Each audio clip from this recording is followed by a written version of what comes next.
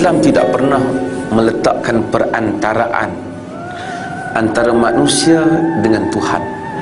Bila-bila masa saja, siapa saja insan itu, di mana saja ia berada, bangsa apa dia, keturunan apa dia, siapa mak bapaknya, siapa saja datuk neneknya, jika dia ingin berhubung dengan Allah Azza wa Jal atau kembali kepada Allah, maka tidak pernah ada halangan. Alladzina asrafu ala anfusihim la taqnatu min rahmatillah. Qul ya ibadiyalladzina asrafu ala anfusihim la taqnatu min rahmatillah innallaha yaghfirudz dzunuba jami'a. Beritahu kepada hamba-hambaku, katakanlah wahai hamba-hamba Allah yang mana mereka itu kecewa terhadap diri mereka, dosa dia banyak, dia peras, dia rasa dijumpa orang kata, oh kau ni Tuhan tak ampun dosa orang macam kau ni. Jumpa orang ni kata Tuhan tak ampun kau ni.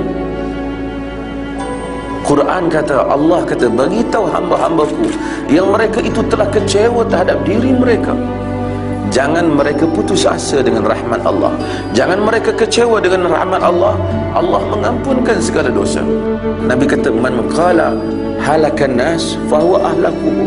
Siapa yang menyatakan lingkuplah orang ramai, jahanamlah perempuan ni, semua jenis kaki dosa, jahanam dia, Nabi kata dialah orang yang paling binasa, sebab dia tidak memberikan nilai rahmat Allah kepada orang.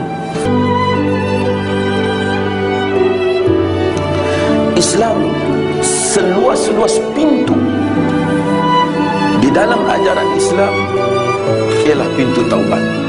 Allah menyatakan, wahai hamba-Ku, jika dosamu itu sampai ke langit, banyaknya daripada bumi sehingga ke langit, kemudian engkau beristighfar, engkau pohon keampunan daripada aku ampunkan engkau, aku tidak peduli.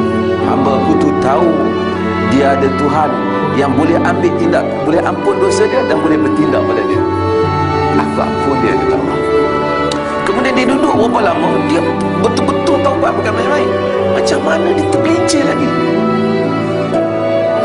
Selepas tergelincir, hadis kursi kata, hamba Allah ni kata, ya Rabb,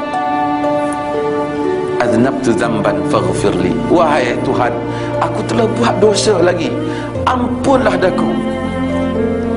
Allah kata dalam hadis tu, alima abdi anna lahu rabban yaghfiru dzunub wa ya'khudh bidzunub. Hamba-Ku tahu bahawasanya baginya Tuhan yang boleh mengampunkan dosa dan mengambil tindakan pada dosa, aku ampunkannya. Selagi mana dia ikhlas, dia tak niat pun nak tipu, dia memang nak taubat betul-betul, dia tergelincir, Tuhan kata, alima abdi anna lahu rabban yaghfiru dzamba. Sesungguhnya hamba-Ku tu bukan apa, dia tahu baginya Tuhan yang mengampunkan dosa.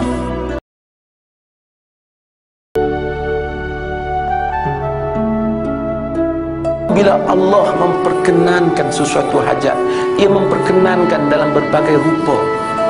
Manusia kadang-kadang dia minta, saya selalu sebut, kadang-kadang dia minta wang, sebenarnya dia bukan nak wang, dia nak kebahagiaan. Tapi dia sangka dengan ada wang ada kebahagiaan. Allah kadang-kadang tak bagi wang sebanyak yang dia harap, tapi Allah beri kebahagiaan kepada dia.